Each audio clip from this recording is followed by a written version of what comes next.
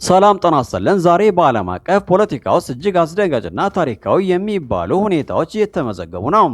ኢራን የጥፋት ቀን ሚሳኤል በሚል የሰየመቻቸው እጅግ ዘመናዊ ካራምሻር 4 እና ጋድር የተሰኙ መካከለኛ ርቀት ተወንጫፊ ሚሳኤሎችን በቴህራን አደባባዮች ላይ ለህዝብ እይታ አቅርባለች። ይህ ወታደራዊ ትዕይንት የተከናወነው አሜሪካ የጣለችው የተኩስ አቁም ስምምነት ሊያበቃ ጥቂት ሰዓታት ሲቀሩት መሆኑም ለዋሽንግተን ትልቅ የቤት ስራ ሆኗል። ፕሬዚዳንት ዶናልድ ትራምፕ የኢራንን ወታደራዊ ጥንካሬና ለጥቃት ዝግጁ መሆንን ተከትለው የተኩስ አቁም ስምምነቱን ለማራዘም ተገደዋል። ኢራን ይህንን ድርጊት አሜሪካ ጊዜ ለመግዛት የተጠቀመችበት ተንኮል ነው ስትል የገለጸ ሲሆን በኢስላማባድ የሚደረገው ድርድርም በከፍተኛ ውጥረት ውስጥ እንዲወርቅ አድርጎታል። ትራምፕ ስምምነት ላይ ካልተደረሰ ወታደራዊ እርምጃ እንደሚወስዱ ቢዝቱም የኢራን የኃይል ማሳያ ግን ዋሽንግተንን ዳግም እንድታስብ አስገዷታል። አሜሪካ አሁን ያለችበት ወታደራዊ ሁኔታ እጅግ አሳሳቢ ደረጃ ላይ መድረሱን የስትራቴጂክ እና ዓለም አቀፍ ጥናት ማዕከል ይፋ አድርጓል።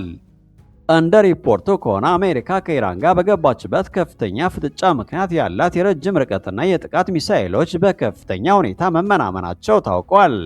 በተለይም ፓትሪዮትና ታድ የተሰኙ የሚሳኤል መከላከያ ዘዴዎች ክምችት ወደ 50 በመቶ ዝቅ ብሏል። እንዲሁም 45 በመቶ የሚሆነው የትክክለኛ ጥቃት ሚሳኤሎች ጥቅም ላይ ውለዋል። ይህ ሁኔታ አሜሪካ ለከፍተኛ አደጋ የሚያጋልጣት ሲሆን በተለይም በፓሲፊክ ውቅያኖስ ከቻይና ጋር ሊኖራት ለሚችል ግጭት ዝግጁ እንዳትሆን ያደርጋታል። የዘመናዊ ጦርነት ፍላጎት ከአሜሪካ የማምረት አቅም በላይ መሆኑም የፔንታጎን ባለስልጣናትን በእጅጉ አሳስቧል። በዓለማችን እጅግ አስፈላጊው የንግድ መስመር የሆነው የሆርሙዝ ወሽመጥ አሁን ወደ መተኮሻ ቀጠና ተቀይሯል። ምንም እንኳ የተኩስ አቁሙ ስምምነቱ ቢራዘምም የኢራን አብዮታዊ ዘበኛ የዓለም አቀፍ የንግድ መርከቦች ላይ የሮኬትና የከባድ መሳሪያ ጥቃቶችን በመፈጸም ላይ ይገኛል። በትንሹ 3 ግዙፍ የንግድ መርከቦች በጥይት ተደብድበዋል። ኢራን የባህር ላይ ትራፊክ ቁጥጥር በሚል ሰበብ የሆርሙዝ ወሽመጥን ሙሉ በሙሉ በቁጥጥር ስር ለማድረግ እየሞከረች ሲሆን በጎረቤት ሀገሮች በኩል ጥቃት ከተሰነዘረባት የመካከለኛው ምስራቅን የነዳጅ ምርት ሙሉ በሙሉ እንደምታቆም አስፈራርታለች። ይህ ደግሞ የዓለም ነዳጅና የማዳበሪያ ገበያ ላይ ታይቶ የማይታወቅ የዋጋ መናርና የኢኮኖሚ ቀውስ ሊያስከትል እንደሚችል ተገምቷል።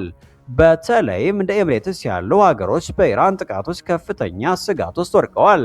በምዕራባውያን ዘንድ ትልቅ ስጋት የፈጠረው የሩሲያና የኢራን ግንኙነት አሁን ካለፈው በበለጠ ወደ ወታደራዊ ጥምረት ተሸጋግሯል። አሜሪካ ሩሲያ በኢራን ጦርነት ውስጥ እጇን እያስገባች ነው ስትል በተባበሩት መንግስታት ድርጅት በከፍተኛ ሁኔታ ከሳለች። ሩሲያ ለኢራን የሳተላይት መረጃዎችን፣ የድሮን ቴክኖሎጂዎችና የጦር ሜዳ ስልቶችን እያጋራች እንደሆነ ተገልጿል። የሩሲያ የውጭ ጉዳይ ሚኒስትር ቃል አቀባይ ማሪያ ዛካሮቫ የእስራኤሉ ጠቅላይ ሚኒስትር ቤንጃሚን ነታንያሁን የኢራንን ስጋት ከሆሎኮስት ጋር ማነጻጸራቸውን ታሪክን ማዛባትና ለጦርነት ሰለባዎች ክብር አለመስጠት ነው ሲሉ አውግዘዋቸዋል። ሩሲያ ወደ ኢራን የምታደርገውን የቀጥታ በረራ በድጋሚ መጀመሯም አሜሪካ ኢራንን ለማግለል የምታደርገውን ጥረት ሙሉ በሙሉ ውድቅ አድርጎታል። በሌላ በኩል የሩሲያ አምባሳደር ጄኒስ ከህንድ ዜና ማሰራጫ ጋር ባደረጉት ቆይታ የሩሲያና የህንድ ግንኙነት ከመቼውም ጊዜ በላይ ጠንካራ መሆኑን ገልጸዋል። ህንድ ከሩሲያ የምታስመጣውን የነዳጅ መጠን በከፍተኛ ሁኔታ የጨመረ ሲሆን የምዕራባውያንን ማዕቀብ ችላ በማለት ግንኙነቷን እያጠናከረች እንደሆነ ገልጸዋል። ሁለቱ ሀገራት በሱ-57 ዘመናዊ የጦር አውሮፕላኖች ምርት ዙሪያ እየተደራደሩ ሲሆን ፕሬዝዳንት ቭላዲሚር ፑቲን በመስከረም ወር በሚካሄደው የብሪክስ ጉባኤ ላይ ለመሳተፍ ወደ ህንድ እንደሚያቀኑ ይጠበቃል። የሚያሳየው ዓለም ወደ ባለብዙ ዋልታ ስርዓት እየተጓዘች መሆኑና የአሜሪካ የበላይነት ፈተና ላይ መውደቁን ነው። በአጠቃላይ የመካከለኛው ምስራቅ ውጥረት ወደ ዓለም አቀፍ ጦርነት ሊያመራ የሚችልበት አጋጣሚዎች እየሰፉ መጥተዋል። የአሜሪካ የጦር መሳሪያ ክምችት መመናመን፣ የሩሲያና የኢራን ጥምረት መጠንከርና የሆርሙዝ ወሽመጥ መታወክ የዓለምን ደህንነት አደጋ ላይ ጥለዋል። በኢስላማባድ የሚደረገው ድርድር ውጤት የዓለምን ቀጣይ ዕጣ ፈንታ ይወስናል ተብሎ ይጠበቃል። ኢራን በወደቦቿ ላይ የጣለችውን የኢኮኖሚና ወታደራዊ ከበባ በኃይል ሰብራለሁ ስትል እጅግ አደገኛ ማስጠንቀቂያ ለአሜሪካ አስተላልፋለች። ይዛቻ የመጣው የሆርሙዝ ወሽመጥ የንግድ መስመር እገዳ ተጠናክሮ እንደሚቀጥል በተገለጸበት ማግስት ነው። በተመሳሳይ ሰዓት የአሜሪካ ማዕከላዊ ዕዝ የጦር መርከቦቹ እጅግ ገዳይ የሆኑትን ሄልፋየር ሚሳይሎችን በከፍተኛ ሁኔታ ሲያስታጥቁ የሚያሳይ አስደንጋጭ ምስል ይፋ አድርገዋል። ይህ ሁኔታ ቀጠናውን ወደማይመለስበት መጠነ ሰፊ ጦርነት ሊያስገባው ይችላል የሚሉ ስጋቶች በከፍተኛ ሁኔታ እየጨመሩ ነው። የኢራን ከፍተኛ ወታደራዊ አመራሮች በሰጡት መግለጫ አገሪቱ ከበባውን ለመስበር ማንኛውም አይነት መስዋዕትነት ለመክፈል መዘጋጀቷን በይፋ አስታውቀዋል። በወደቦቻችን ላይ የተደረገው ከበባ የሉዓላዊነት ጥሰት ነው ያሉት አመራሮቹ የኢራን ባህር ኃይልና የሚሳኤል ክፍሎች ሙሉ በሙሉ ወደ ጦርነት ዝግጁነት እንዲሸጋገሩ ትዕዛዝ ተላልፏል። በተለይም በስትራቴጂካዊ የሆርሙዝ ወሽመጥ ላይ የተጣለው የንግድ መርከቦች እገዳም አሁንም እንደቀጠለ መሆኑ የዓለምን የነዳጅ ንግድና የኢኮኖሚ እንቅስቃሴ ከፍተኛ አደጋ ላይ ጥሎታል። ኢራን ይህንን እርምጃ የምትወስደው አሜሪካ ለምትከተለው የከፍተኛ ጫና ፖሊሲ አጸፋዊ ምላሽ ለመስጠት እንደሆነ ትናገራለች። ይህ የሁኔታዎች መባባስ የመጣው በአሜሪካው ፕሬዝዳንት ድንገተኛ ውሳኔ ምክንያት ነው። ቀደም ሲል ተስማምተው የነበረው የተኩስ አቁም ስምምነት ሊያበቃ ጥቂት ሰዓታት ሲቀሩት ፕሬዝዳንቱ በአንድ ወገን የተኩስ አቁም መራዘሙን ማወጃቸው በቴህራን በኩል ከፍተኛ ቁጣን ቀስቅሷል። ኢራን ይህንን ውሳኔ የአሜሪካን የበላይነት ለመጫን የተደረገ ሴራ ነው በማለት ውድቅ አድርገዋለች። ይህ ዲፕሎማሲያዊ ውጥረት ወደ ወታደራዊ ግጭት የመቀየር ዕድሉ ሰፊ መሆኑን የፖለቲካ ተንታኞች እየገለጹ ይገኛሉ።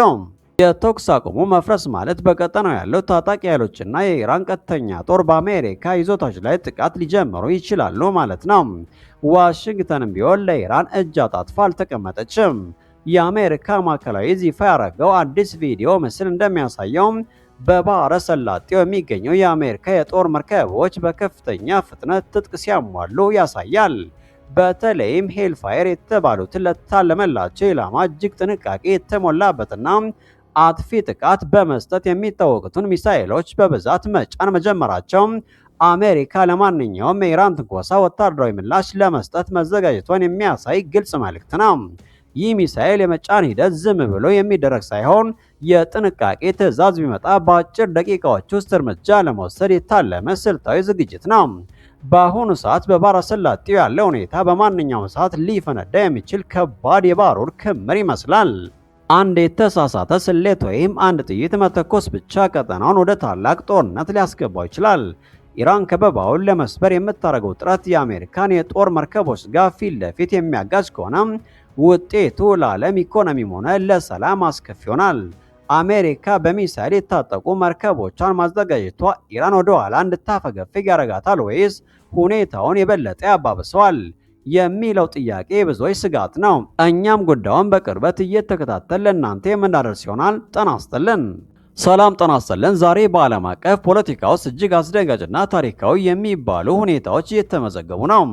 ኢራን የጥፋት ቀን ሚሳኤል በሚል የሰየመቻቸው እጅግ ዘመናዊ ካራምሻር 4 እና ጋድር የተሰኙ መካከለኛ ርቀት ተወንጫፊ ሚሳኤሎችን በቴህራን አደባባዮች ላይ ለህዝብ እይታ አቅርባለች። ይህ ወታደራዊ ትዕይንት የተከናወነው አሜሪካ የጣለችው የተኩስ አቁም ስምምነት ሊያበቃ ጥቂት ሰዓታት ሲቀሩት መሆኑም ለዋሽንግተን ትልቅ የቤት ስራ ሆኗል። ፕሬዝዳንት ዶናልድ ትራምፕ የኢራንን ወታደራዊ ጥንካሬና ለጥቃት ዝግጁ መሆንን ተከትለው የተኩስ አቁም ስምምነቱን ለማራዘም ተገደዋል። ኢራን ይህንን ድርጊት አሜሪካ ጊዜ ለመግዛት የተጠቀመችበት ተንኮል ነው ስትል የገለጸ ሲሆን በኢስላማባድ የሚደረገው ድርድርም በከፍተኛ ውጥረት ውስጥ እንዲወርቅ አድርጎታል። ትራምፕ ስምምነት ላይ ካልተደረሰ ወታደራዊ እርምጃ እንደሚወስዱ ቢዝቱም የኢራን የኃይል ማሳያ ግን ዋሽንግተንን ዳግም እንድታስብ አስገዷታል። አሜሪካ አሁን ያለችበት ወታደራዊ ሁኔታ እጅግ አሳሳቢ ደረጃ ላይ መድረሱን የስትራቴጂክና ዓለም አቀፍ ጥናት ማዕከል ይፋ አድርጓል።